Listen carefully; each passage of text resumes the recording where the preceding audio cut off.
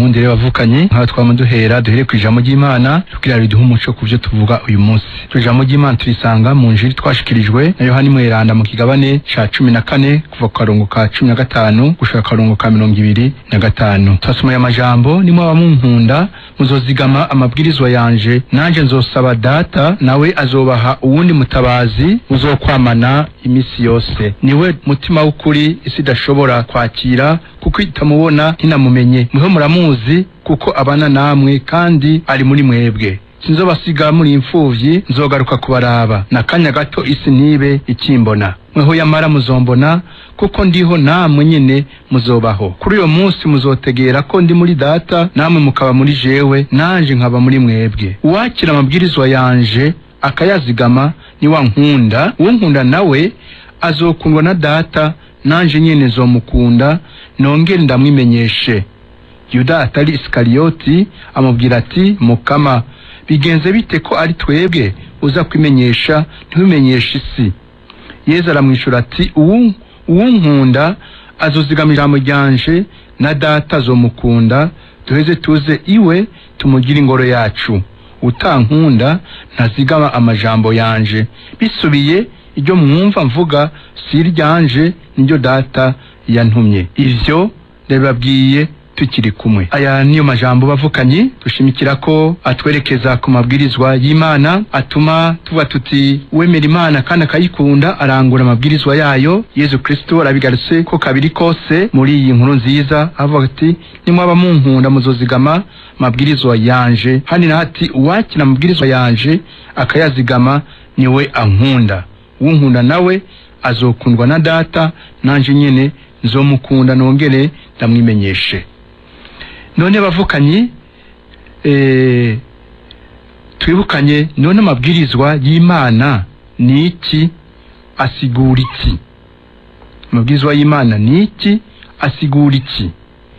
Icambere twotegera nuko amabwirizwa y'Imana ni urukundo, asigura urukundo, ni urukundo.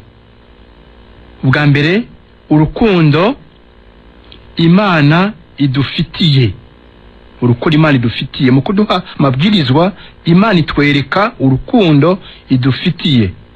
Imana yeretse urukundo ifite igihugu cayo, yagiha amabwirizwa imaze kubikura mu buja bwa Misiri. Nijeyo Mukama Imana yanyu makuye mu Misiri mu nzu y'ubuja, ikibaha amabwirizwa rero kugira ngo afashe igihugu c'Imana kugenda mwidegenzyo, kuko ugengwa n'amabwirizwa niwe yidegenzya. Amabwirizwa y'Imana nayo n'amabwirizwa meza, yerekana rero urukundo. Ni amabwirizwa natwe twakiriye Ecclesia igenderako kandi yigisha, kuko kwemera kwacu suko kugaragaza gusa, suko guhimbaza mu masakramenti gusa, ariko kandi nuko kugendera mu gukurikiza amabwirizwa y'Imana. None rero ico twotegera kandi twoshira ku muzirikanyi nuko iyo amabwirizwa y'Imana n'urukundo. Bwa mbere urukundo Imana idufitiye, kuko Imana ni rukundo, kandi kuko abana b'Imana nabo bose baba mu rukundo. Vyose rero bishingiye ku rukundo. Haniho guhera, ho gukomeza, ho guteza imbere. Nta kindi gisumba urukundo. Urukundo nago ni ingabirano y'Imana, akaba n'ibwirizwa rikuru n'ingeso nziza isumba izindi ngeso nziza zose. Urukundo ni wa muhamagaro wa twese wo kuba beranda nk'uko Imana muvyeyi wacu ari mweranda. Urukundo amabwirizwa kandi aratwereka urukundo natwe dufitiye Imana. Urukundo Imana idufitiye bwa mbere. Ugira kabiri urukundo dufitiye Imana. Urukundo dufitiye Imana kuko mu kugenda amabwirizwa y'Imana twatwerekanye yuko dukunda Imana kuko tuyigamburukira. Ugira gatatu amabwirizwa atwereka urukundo dufitiye abandi. Ukunda abandi abagirira neza. Iyo dukurikije amabwirizwa y'Imana tuba twerekanye ko dukunda abavukanyi tubona, dukunda Imana tutabona. Tumenye rero gukunda neza. Tumenye gukunda neza tuzoba tuzi vyose. Imana nayo iradukunda, urukundo rwayo ruvuga kuronka intabaro y'Imana mageragezwa yose. Amabwirizwa 10 y'Imana ni inkingi singoro y'umutima, inkingi singoro y'umutima. Dufatiye ku mvugo ngereranyo kuko turi ingoro ya mutima mweranda. Hanyuma inzu murazi ko yubatswe igizwe n'inkingi zishingiye ku mushinge, hanyuma hakaba n'ibisakazo. None ko hejuru ya byose hakaba kwa gukunda Imana n'umutima wacu wose, n'umushaha wacu wose, n'ubwenge bwacu bwose, n'amagara yacu yose, no gukunda mugenzanje nkuko nikunda jewe nyene. Ushaka gutera imbere rero mu nzira y'ubweranda mu rukundo, ni uhera ku mushinge wa vyose, amabwirizwa 10. Amabwirizwa 10. Ushaka gutera imbere mu nzira y'ubweranda kandi azotura n'ubuzima budahera, ni ukurikiza amabwirizwa y'Imana nkuko Yesu Kristo yabibwiye wa muntu w'umusore yari atunze vyinshi, abaza Yesu ico yokora ngo atorane ubuzima budahera. Ni waba ushaka kwinjira mu buzima, kurikiza amabwirizwa. Amabwirizwa naya: ntuzokwice, ntuzosambane, ntuzokwibe, ntuzobisura ikinyoma, sonera sona nyoko, kandi urakunda mugenzi wawe nkuko wikunda wowe nyene. Tabisanga mu njiri twashikirijwe na Matayo kigabane 19 akarongo ka 17 gushika ku 19. Mabwirizwa rero 10 niwo mushinge w'ubweranda, niyo ya mbere yo gukurikiza kugira ngo twereke Imana twemera ko tuyikunda kandi ko dukunda n'abandi. Ukurikiza amabwirizwa y'Imana rero uko ari 10 aberekanye ko akunda Imana kandi akunda n'abandi. None ica mbere tugira ngo dukurikize amabwirizwa y'Imana ni giti. Ica mbere ni gusambura ibyo twita ibigirwamana byose tuyubakiye ibyo byose duha ikibanza ca mbere mu buzima bwacu kandi atari Imana. Ibyo nivyo bigirwamana dutegereza gusambura muri twebwe. Ibyo bigirwamana rero muri wewe nivyo byose uha ikibanza ca mbere gusumba Imana, gusumba Yesu Kristo. Ibyo bigirwamana biri mu migwi 3. Hari ibigirwamana bifatiye ku ngingo z'umubiri zidufasha kuraba no kubona, gukorakora, kumviriza, kumotegwa, kuvuga n'ibindi. Icyo twita mu Gifaransa les idoles des sens. Ivyo rero nukumanza kubisambura muri twebwe. Umugwi wa kabiri w'ibigirwamana biri muri twebwe, ibigirwamana by'amatungo. Abantu bashira imbere amatungo gusumba Imana, idolatrie de l'or. Hanyuma ica gatatu, umugwi wa gatatu ni ibigirwamana bijanye n'ubwishime,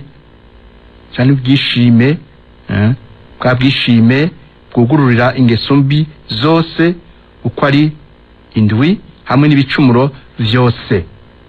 None rero ivyo cyo gusambura nivyo bavukanye, nivyo kugira ngo tukurikize amabwirizwa y'Imana, tubanza gukura muri twebwe ivyo bifatiye ku ngeso z'umubiri, tushira imbere akaryohera mubiri, ayo matungo eka n'ubwishime. Ivyo byose kubikura mu nzira, kubisambura.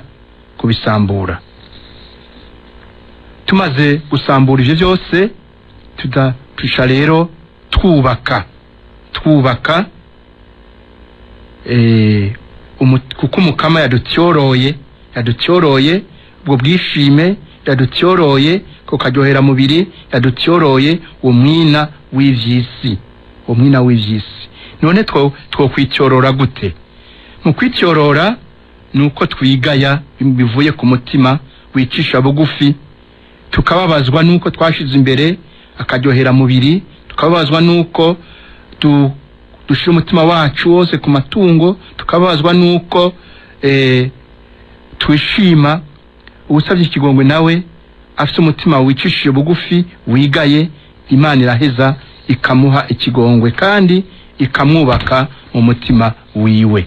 ikamwubaka mu mutima wiwe. None rero Imana iradutyorora, hanyuma imaze kudutyorora tugahitamwo iyo Mana, tukaheza tukubaka rero urundi ruhimbi, ni ukuvuga tugahitamwo Imana akaba ariyo dukorera, ko nawe ushobora gukorera Imana n'ifaranga uko Yesu Kristo abitwigisha. Ntihagire rero ikindi tubangikanya n'Imana, kuko urwo ruhimbi nta Mana irujako. Tumaze rero guhitamo Imana no kuyikorera, nuko tugumya tugira gushaka gukomeye ko kuba ari Imana bwite, ko kuba abakristo bwite, abakristo bukuri, atari abakristo bo kwizina, atari abakristo bavuga gusa. None abakristo mumviriza Radio Maria Burundi, nuko rero umwe wese yogira gushaka kwiza kandi gukomeye ko kuba umukristo w'ukuri, atari wo kwizina. Ntubu umukristo avuga ngo mana nyine icubahiro, umukama, ariko tuba abakristo bakora ico Imana ishaka, ni ukuvuga gukora ico idutegeka no kureka ico itubuza. None icambere Imana itubuza ni giti?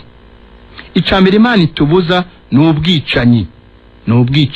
Mabwirizwa y'Imana ingene atonze, hari ayo twita mu Gifaransa commandement positif, atwerekeza ivyo tugeza kugira, n'ayandi atwereka ivyo tutegerezwa kwirinda. None ico kwirinda cambere ni ubwicanyi, ni wice, ni bwirizwa rya 5.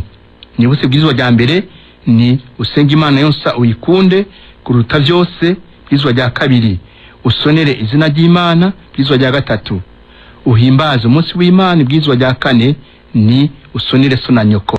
None amabwirizwa akurikira rero ni wice yo bwirizwa rya mbere, nico cambere Imana itubuza. None rero abakristo bukuri bubahiriza ubuzima bwabo n'ubw'abandi mu kwirinda kwica. Tubandanize ngaho bavukanyi, twibukanya ko ubuzima bwacu n'ubw'abandi ni ingabirano y'Imana, ni katihabwa. Nta wihaye ubuzima twabuhawe n'Imana ibicishije ku bavyeyi bacu batwibarutse. Ubwo buzima rero nta handi buva atari ku Mana. Ubuzima butangura imbere y'uko umuntu avuka, abantu bakamubona, bakamurera, bakamusimbagiza arakayoya. Ubuzima butangurira mu vyumviro vy'Imana, kuko imbere y'uko Imana iturema mu nda z'abavyeyi batwibarutse, Imana yari ituzi twese kandi yari idufitiye umugambi. Imbere y'uko dusamwa, Imana yari ituzi twese kandi mu vyumviro vyayo harimo umwe wese, maze Imana iremera umutima canke umushaha uzobeshaho umubiri, maze umuntu amaze gusamwa, umutima w'Imana ukaza mu mubiri, akabaho ari ubumwe bw'umubiri n'umutima. Ubuzima rero bw'umuntu wari we wese, yaba abo bita abanyarucari, yaba uwize n'utize, umukuru n'utari umukuru, abatwagwa n'abatwagwa, ubuzima bw'umuntu wese utangurira kure cane mu vyumviro vy'Imana. Ubwo buzima nubwo rero kwakira, gusonera cane no kubungabunga tukiri ngaha ku isi, kugira ngo twitegurire bwa buzima budahera kw'imyaka yose kuba iruhande y'Imana. Ubwo buzima rero bw'Imana burahera kubera igicumuro, naco cica ubwo buzima. Icambere rero ni ivyo gutegera rero nivyo bavukanyi, kugira ngo ushobore kubahiriza ubuzima bwawe n'ubw'abandi, wumvise ko ubuzima atari we ubwiha, ubuhabwa n'Imana. Hanyuma ikindi nuko wewe wa muntu we, wa mukristo we, tegera icuri. Umukristo, umuntu wese ni gitangaza c'Imana, merveille de Dieu, ikiremwa kidasanzwe kuko umuntu yaremanywe agashusho cy'Imana ngo abe umwana w'Imana azobe mu bwami bw'ijuru. Kubera ivyo rero Imana yonyene niyo igaba ubuzima bw'umuntu wari we wese kuva ikimurema, kandi Imana niyo maherezo y'umuntu, kandi umuntu abaho mu migenderanire idasanzwe n'Imana. Nta muntu numwe afise uburenganzira bwo gusambura canke kwica ubuzima bw'abandi. N'abakuru b'ibihugu twita ko ari rutura, nta numwe afise ubwo burenganzira. Nta mugwi w'abantu numwe ufise uburenganzira bwo kuzimanganya ubuzima bw'abandi. Ico rero nuko tukitegera twebwe abakristo kugira ngo tuvyigishe dufashe n'abandi. Umukristo w'ukuri rero yubahiriza ubuzima bwiwe n'ubuzima bw'abandi, akirinda kwica, akirinda ubwicanyi. None rero twubahirize umuntu, kuko umuntu ni kiremwa kidasanzwe. Imana yaremanye agashusho kayo, igaha umuntu ububasha bwo kugaba ivyo Imana yaremye vyose. Umuntu asa n'Imana kubera umutima w'Imana uri mu muntu, kandi umuntu afise ishusho y'Imana yakuye mu vyumviro vyayo, ishusho nziza cane.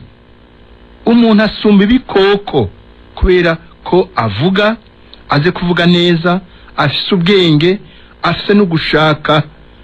Umuntu ikiremwa gikundwa cane n'Imana, gushika naho Imana irungika umwana wawe w'ikinege kw'isi kugira ngo umuntu wese amwemera aronke ubuzima budahera. Yezu nawe yaremeye kubabara, arapfa kugira ngo umuntu akire. Atwigisha ko atawushobora kurusha urukundo uwiguze abagenzi biwe. Umuntu rero niwe afise amahirwe imbere y'Imana gusumba ibindi biremwa. Niwe Imana ishira imbere.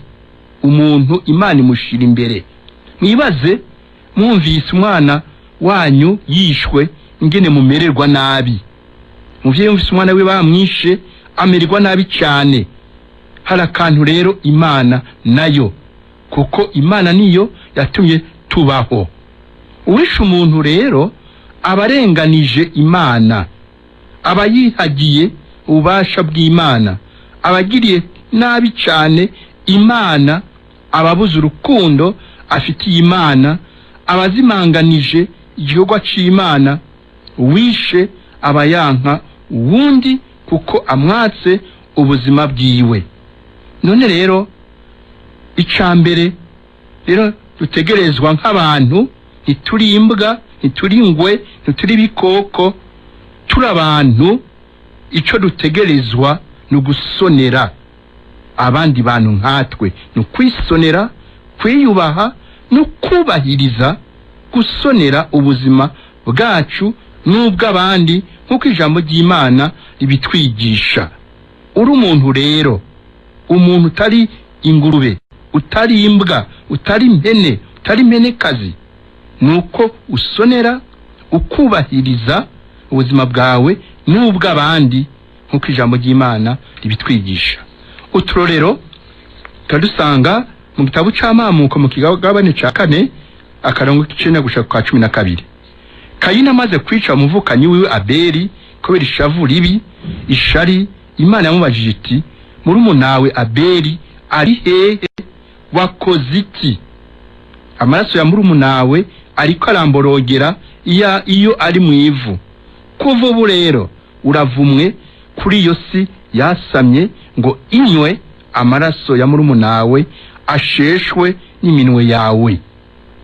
Hani naho turasoma mu kigabane c'icenda mu gitabo c'Amamuko akarongo ka 5 na ka 6, ariko kandi amaraso yanyu ayo ubuzima bwanyu nzoyishuza igikoko cyose, nzoyishuza umuntu wese, umwe wese nzomwishuza ubuzima bwa mwene wabo. Usesa amaraso y'umuntu, amaraso yiwe azoseswa n'umuntu, kuko umuntu yagizwe mu gashusho cy'Imana. Ahari no gutegera abavukanyi ko iri ni itegeko ndemanwa, ibyo twita loi naturelle. Ushesha amaraso y'uwundi nawe azoseseka, wicishije nawe bazokwica. None nico bituma rero Imana ishaka uwagiye mu bwicanyi abuvemo, utabuvuyemo uzicwa. Kugira abandi niko nawe bazokugire, ukugira abana b'abandi niko n'abana bawe bazobagirira. Ico no kugisha mu muzirikanye ntimucibagire, biri mu mategeko y'ubuzima kandi atamuntu numwe ashobora kwiyumanganya. None rero kuko umuntu n'uwundi ico ugiriye uwundi neza wagiriye neza, ugiye nabi uwundi wigiriye nabi ukagira nabi n'abawe bose. Amaraso kandi n'ikimenyetso c'ubuzima ko tubisanga mu gitabo ca Bene ikigabane c'17 akarongo ka 14. Mu bwuzure bushasha Yesu ariko aributsa amabwirizwa yaje gushitsa, ahera kwibwirizwa rya 5 avuga ati mwarumvise ibyabwiye basokuru ngo ntuzokwice, kandi uzoramuka yishe bizomuhama mu rubanza. Nanje rero ndababwiye nti uzoramuka agira ishavu mwene wabo azobibazwa mu rubanza, nayo uzokwita uwundi umusazi bizomukwega imbere y'inama nkuru y'igihugu, amwisikije naho azotabwa mu nyenga y'umuriro. Tabisanga mu njiri kwa Mata y'ikigabane ca 5 akarongo ka 22 ka 21 na ka 22. Aya majambo rero ya Yesu ratwerekeza abavukanyi ku mizi y'ubwicanyi bw'abariho duhera. Iyo mizi rero ni ishavu ribi rirondera kwihora, ubwo n'ubwicanyi. Hariho kandi ugwanko wundi arondera kumuzimanganya. Hariho kandi kwita nabi uwundi, ugutuka uwundi. Ivyo byose ni mizi y'ubwicanyi. Hariho kandi n'ibindi vyica umuntu, atari nkoho gusa, atari amagrenade gusa, atari imbugita gusa, ariko amajambo mabi muntu abwirwa iyo abeshewe, agatukwa akagoswa. Ubwo n'ubwicanyi buhambaye, kuko ijambo ni icumu rikaze cyane. None rero bavukanyi abakristo bukuri muri kino gihugu twashize Imana imbere, rero tuhagabire. Tushize Imana imbere rero nuko twirinda ubwicanyi. Uwari we wese ashira Imana imbere yirinda ubwicanyi, uwo ni wo mukristo w'ukuri, kuko yubahiriza ubuzima bwiwe n'ubuzima bw'abandi. Ubwo buzima nabwo akaba ari bwavuye ku Mana. Imana ikubahirizwa rero iyo twubahirije abo yaremye, ikabarema ku gashusho kayo. Uko niko kwita Imana ye n'icubahiro, kuko twubaha abantu Imana yaremye. Uwo ari we wese ugize amakosa nawe mu gihugu hari amategeko agenga ibihugu byose, kugira ngo ubucamanza bumukubita intahe mu gahanga. Mugabo nta tegeko na rimwe rihari ryo kwica umuntu mu buryo ubu canke buriya bavukanye. Ivyo rero tuza kuvyumvikana ko kuvyibukanya, kugira ngo ntitwihende ngo tuvuge turi abakristo tutaribo, turi bikoko, kuko tutubahiriza ubuzima bw'umuntu. Mugabo mu Kristo rero w'ukuri arubahiriza ubuzima bwiwe, akongera kubahiriza n'ubuzima bw'abandi mu kwirinda kwica. Ivyo rero birahambaye bavukanyi, kugira ngo tubitegere neza. Ubwo buzima rero tuko turavuga bukubahiriza, twumvise iyo buva. Si wewe wabwihaye n'ubw'Imana, ni Imana yabuguhaye. Ni kugira ngo rero tubwubahirize. Nimuze rero bavukanye mu gusozera twibuke ico turi, ko dufise iteka mu maso y'Imana, iteka ntangere, ko turi abantu, tutari ibikoko, tutari biti, twaremanywe agashusho k'Imana, kugira ngo rero ubuzima bwacu n'ubw'abandi tububungabunge, twirinde kubuhohotera mu buryo ubwo ari bwo bwose, hanyuma tubwubahirize. Twirinde urwanko, ishavu ribi, amajambo mabi, kubeshera abandi, kubacafuza, kuko ivyo byose ari ubwicanyi bukabije. Maze rero tube cane cane abaharanira amahoro, ko Yesu abitubwira ati hahiriwe abaremesha amahoro ko bazokwitwa abana b'Imana. Abica abandi si abana b'Imana, n'abana b'ishetani bakorera shetani. Shetani nayo nta mpembo nta mpera iguha atari uko upfa nabi utigaye. None Imana yatugize abana bayo tugende iryo teka ryacu, tuyubahe tubahe nabandi mu kubana neza mu mahoro, mu rukundo, mu kuri, mu butungane, mu kurekuriranira tugire Kristo. Naga baranyeretse ko hari umuvukanyi ku murongo. Halo ni ndafa kuyarije Nitwa Hakizimana Toma. Ego Toma atwakuyarihe Paruwasi Kaburantwa Sakrisari ya Nimba. Ego Toma intererano canke ikibazo n'amadidani. Ego Twebwe abakristo haraho usanga umuntu bavuga bati uwabatijwe wese yaramaze kuba uwa Kristo. Ego ugasanga rero mu byo dukora cyangwa abantu bakora bavuga ko Imana ari umunyakigongo. Ego none nk'umuntu abandanya kuvuga ngo biba urwango, umva uyo muntu yoba azogira ikigongo mu gihe kari bitwa ashaka kubandanya avuga utameze neza, kandi ashaka no gushyira mu ngiro yitwaje ko Imana ari umunyakigongo. Bose batoranye ubwami bw'ijuru, bazokorana ubwami bw'ijuru. Nako kabazo nari mfite mu ncyo tugiye Kristo. Urakoze reka tukwishure.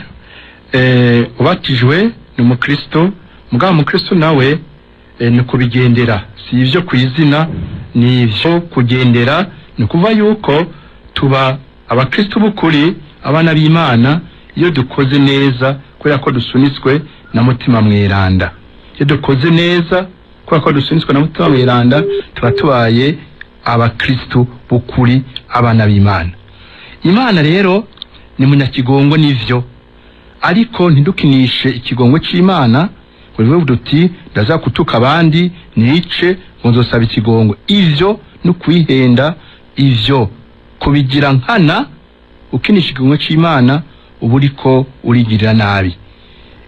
Iyo umuntu yakoze aze tina ndiko nabi urwanko, hanyuma ukisuzuma ukavyigaya uri wirukira ikigongo c'Imana, Imana nayo irakugira ikigongo kubera umutima wigaye. Hanyuma rero ivyo wigaye nuko ufashe ingingo yo kutabisubira. Imana yamushira imbere ikigongwe, muga ikigongo cayo sico gukinisha.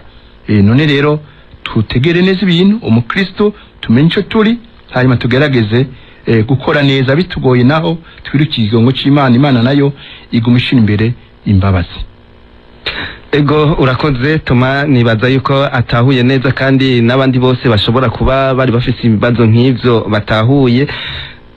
Uwundi yitwa Bernardine yabajije ati none ko hari abavuga ngo ibicumuro birangana, niko biri?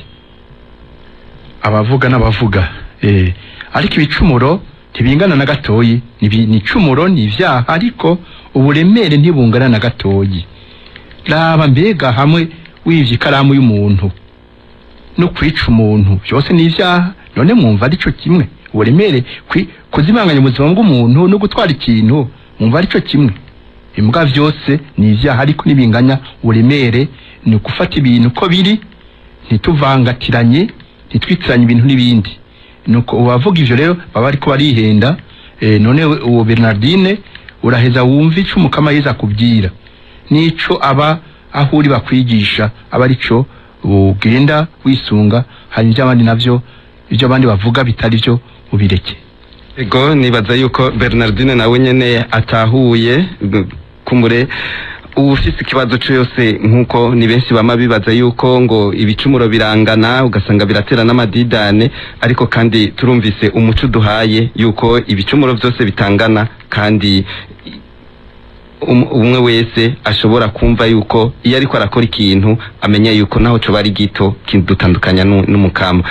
Ubundi ati mwakeye neza, ni Reveriye mu Kayogoro ku mutumba wa Kibimba, ngo nagomba kubaza nk'umuntu avuye mu idini yarabatijwe akimukira murindi, hajya bongera kumubatiza hoho ngo ni vyiza? uwavuye mu idini akaja muri yarabatijwe neza biba biheze kuko ibatisi n'ingabano y'Imana, Imana nayo itanze ntiyisubirako. Hanyuma ababatizwa bwa kabiri y'abatisi ya kabiri nta kivuze, no kwihenda kandi ni kudategera ivy'Imana. Undi yanditse abaza ati ico ntatahura ngo mbega yuko bavuga yuko umwana avuka n'igicumuro cy'inyanduruko ngo ibwirizwa riba ryarenzwe n'iriye. Umwana avukana igicumuro cy'inyanduruko kuko ari iragira bitwasigiwe n'abavyeyi bacu ba mbere bagararije Imana, hanyuma umuntu nawe akavuka afise impengamiro, sigicumuro impengamiro yo kugarariza Imana. Nka kujya iyo abavyeyi bafise nk'ingwara z'umubiri baziraga abana babo mu maraso, niko rero nuku ico gicumuro cy'inyanduruko twakirazwe uko mugabo sigicumuro umuntu abakoze ku gatwe kiwe ni impengamiro abafise yavukanye yo kugarariza Imana. Aha rero umwana nta gicumuro aba yarenze kandi nta gicumuro akora, ariko bafise iyo mpengamiro yo kugarariza kuko avuye avyawe n'abacumuzi. Nka kumwe nka Dawudi ati mawe yansiya igicumuro cama twaravukanye mawe rakinsamanye, dusamwa avye bacu badusama mu bicumuro, dusomera mu bicumuro, none duvuga dufise impengamiro mbi yo kugarariza Imana. Ubundi ati ngo none ko haraye abica bishimirije amadini barimwo ngo niho bo bakoze neza ngo ivy'Imana igomba ngo none abo bantu bazoja mu ijuru. Abavuga uko ntibakorera Imana y'ukuri, abo n'aba shetani, kuko shetani niyo ishaka ko abantu bicana. Imana ishaka abantu bicana. Idini ryose ryoshira imbere ubwicanyi, ryose idini ry'umukama ni rya shetani cyo. Urakoze. Uwundi ati mwaramutse pati ngo mwaramutse patiri ngo yoduha karorero ku mugwi umwe w'ibigirwamana Veniste Paroisse Muramvya ngira yaje wamaze kubirengana. Ego bwa mbere twahereye ku bigirwamana vy'umubiri, ku bihimba by'umubiri nk'akarorero umuntu akunda kuraba amasanamu mabi ibitera soni, kabiha umwanya ukwiye akibagira gusenga no gukora ibindi bikorwa. Urumva ko abagize aya mashanamu mabi kigwamana akaryohera mubiri. Hanyuma ku bwishime hariho iyo umuntu yishimye acagendera ku bandi avuga ati abandi ntaco bamaze, no gukonya ko no guhunyura ko aca bafata uko yishakiye no kubica kabica kuba ati we ntaco maze. Ku kigwamana ego baranyetse yuko hari uri ku murongo, tubangire gato. Allo mahoro. Na mahoro. Ninda twakuyarihe? Jewe Pascal yo kuri Sisitare Kamesa. Ego Pascal. Ego sangwe kaze mu kino kiganiro intererano canke ikibazo. Ni kibazo. Ego. Ukuri ndashimira ntabwo no gushimira bwa mbere na mbere nashimira umusaseredoti n'inyigisho abaduhereza. Narakoze gushima. Kurwo yeze ko azikeze ya kiganiro cy'ububaratiri. Uno munsi rero turashimye kuko ashimikiye ku bwirwa rya gatanu n'icyo by'ukwica n'ubu byo dusomera gitangura. Rero hari ikintu kimwe ushobora kubaza. Yego. Murazi ko twashimye bigoye cyane cyane ibihe by'intambara. Aho wacu harabaye imigwi ibiri yarwana. Iyo migwi ibiri rero hari aba leta n'ikintu b'ikirobeye. Hanyuma rero ukadusanga rero abaroberi baraje bati babiravugana n'abasirikare bakakwica. Abasirikare nabo baje nabo bakaca bavuga bati babiravugana n'abaroberi bakakwica. None rero hari ikintu rero nabonye abantu benshi bakoze ubwo bwicanyi muri iyi minsi, afise amabi baragiye baratanguza amashengero bitwa abapastori. None abo bantu ko bakoze ubwo bwicanyi rero ko Imana baravuga ko ucumuye umugirira ikigongo. Kibazo mbagize umusaseredoti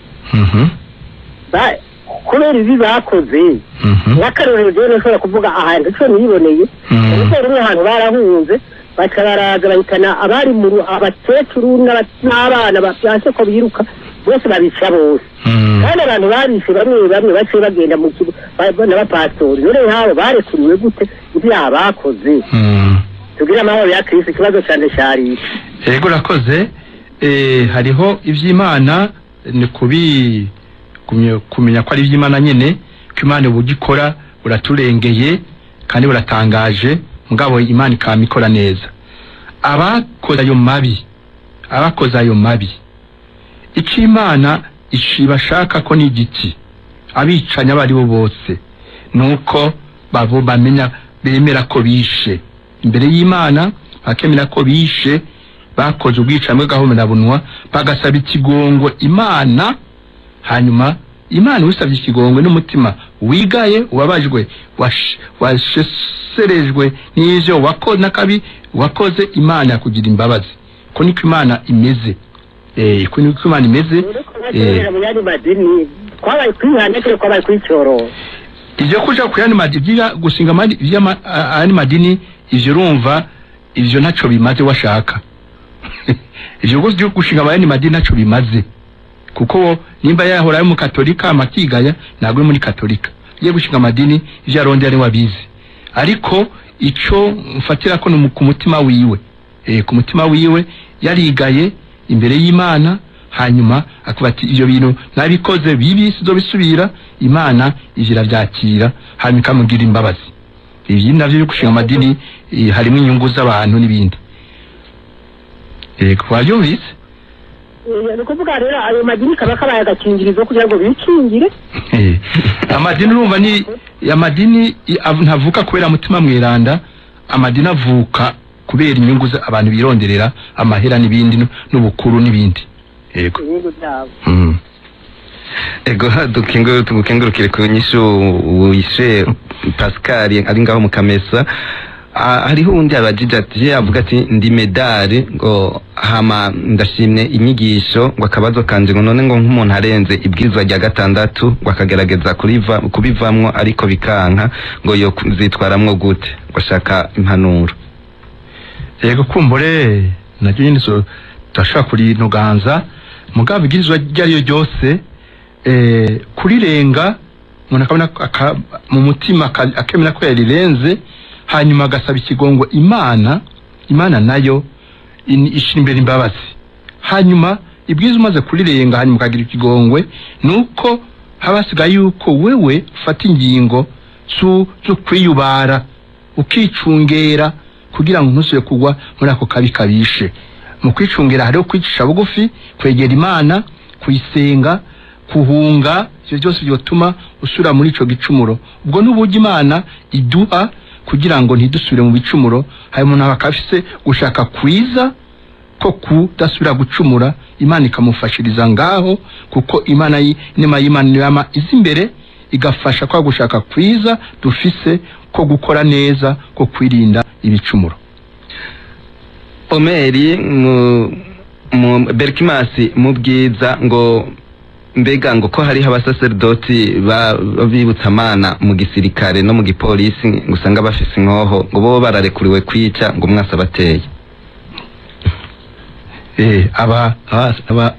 abibutsa Imana mu gisirikare n'igipolisi ego barize ivy'inkoho mugabo umuntu yiga inkoho kugira ngo yice si kugira ngo wice padi ntare ngo ngaho yice canke eka siko kazi kiyo. Ego urakoze hariho ubundi ku murongo alo ndagize bwakeye ego ninda twakuyarihe nditwa Ngenzebero Dismas wo muri paruwasi ya Karinzi. Ego Dismas intererano cyane kibazo ni kibazo nataka kubaza kuri ibi bijanye na mwabuze kwitunda umusazi cyangwa ikijuju. Ego agatelefone ntikamworohereje ariko yaravuze ati kwitunda umusazi cyangwa ikijuju kumura umuntu ntashobora gutahura icyo yashatse kuvuga mugabo nibaza yuko ashaka kushika kuri ya imvugo mbi watubwiye. Ego ni Yezu wenyene abitubwira mu njiri nabasomeye kwa Matayo mwiranda kigabane ca 5 akaronka 22 nabati uzora mukagira ishavu mwene wabo azobibazwa mu rubanza nawe uzokwita uwo n'umusazi izo mukwege mbere y'inama nkuru y'igihugu amwise ikijuju naho zotabwa mu nyenga y'umuriro no kugira ngo twirinde ayo majambo mabi, kuko ayo majambo mabi ni imizi y'ubwicanyi n'ubukaba n'ubwicanyi, kugira ngo tuvyirinde rero. Urakoze. Ubundi ati tugire Kristo, jewe ndashaka kumenya ukuntu umuntu yokurikiza amabwirizwa y'Imana, ngo twobigenza gute? Gukurikiza amabwirizwa y'Imana twatanze uturorero ngene twobigenza, nuko muri wewe hariho ibitameze neza ugomba gusambura muri wewe. Vya bigirwamana twavuga bifatiye ku ngingo z'umubiri, bigirwamana bifatiye ku matungo, bigirwamana bifatiye ku bwishime, kuko ivyo bitatu nivyo ntambamyi. Iyo rero umuntu yirinze akaryohera mubiri, umubiri we akawukoresha neza, uca wumva ko byabwizwa ntusambane, nifuze gusambana, aheza akarikurikiza. Iyo rero umuntu yirinze akaryohera muri, kandi n'ubwicanyi ntabwo ajamwo, canke iyo yirinze gukunda amahera no gukunda ubutegetsi, ubwicanyi ntabwinjiramo, kuko abicana kenshi cyangwa bicisha abandi ni kubera koko bavuga bati je ngomba kuva ku butegetsi, ngomba gushikira ibi bintu byanse bikunze, agashakoresha ubwicanyi mu buryo bucanke buriya. Ariko urakoze. Hari uri ku murongo? Alo. Yego ndagize kwake. Mahoro. Ni ndatwakwe yarihe? Ndagarutse kuri cya kibazo ni Dismas. Yego Dismas. Yego mwampaye indongora mvuga kuri icyo aho twishana abandi abasazi n'ibindi. Yego. Mu bisanzwe Imana ni munyakigongwe, nayo ubundi bwoko mu mibereho yacu mengo ni ibintu twagize ingendo. Mwamaze kumpa inyishu kuri icyo kibazo. Yego. Ndashaka kubabaza kandi kabazo. Iyo turiko ndasenga, muri iyi nama y'abatumwa yinemera Imana imwe Rudeni, canke yindemera n'inama y'abatumwa ya kera. Yewe iyi ntabukira ni iya kera, ndemera Imana Data rugira byose. None Dismas ati ngo iyi mubangukira ni ya kera, kumburengira ngo ntararonka akanya ko kuzirikana ijya yindi, nayo ngo yumve yuko ariyo nyene mugabo aramajamba mwamwe yagiye arahindagurika. Sinzi ico wo mubwira ko kumburengira yashaka kumenya nimba yo bagira amakosa kuvuga ijya ya kera. Yasa amakosa kuko irahari, ariko kandi ni ugutegera ko inama yatumwa ni imwe, ibyo twemera ni bimwe. Hanyuma hariho ingene tubivuga gusumba ukundi. None rero iyo nama y'abatumwa ndende yo nayo nyene yoheza akayimenyera, kuko iravuga ido nido y'ukwemera kwacu, ingingo z'ukwemera kwacu ziri hajya mu buryo buramvuye, mu buryo buramvuye. None naho nyene ni kuyakira nk'ingabirano twahawe n'Imana, hama no kugenda izo ngingo ziri muri yo. Ego. Uwundi ati ndabaramukije amahoro ya Kristo, turashimye cyane iyo nyigisho, ngo ikibazo kwica umuntu naho hoba hariho ico mupfa nta nakanyungu na gatoya zoba bifise. Desire Kaburano. Kwica umuntu nta nyungu nimwe hari, atari gutuntura. Iyo umuntu atigaye neza apfa nabi, apfa ayerera, kuko amaraso arahuma. No kubimenya, amaraso arahuma. Uwishe cankishije uwundi nawe nyene azicwa. Nico gituma rero atari gukinata ku buzima bw'umuntu, nta kubukinako, kuko ubuzima twabuhawe n'Imana.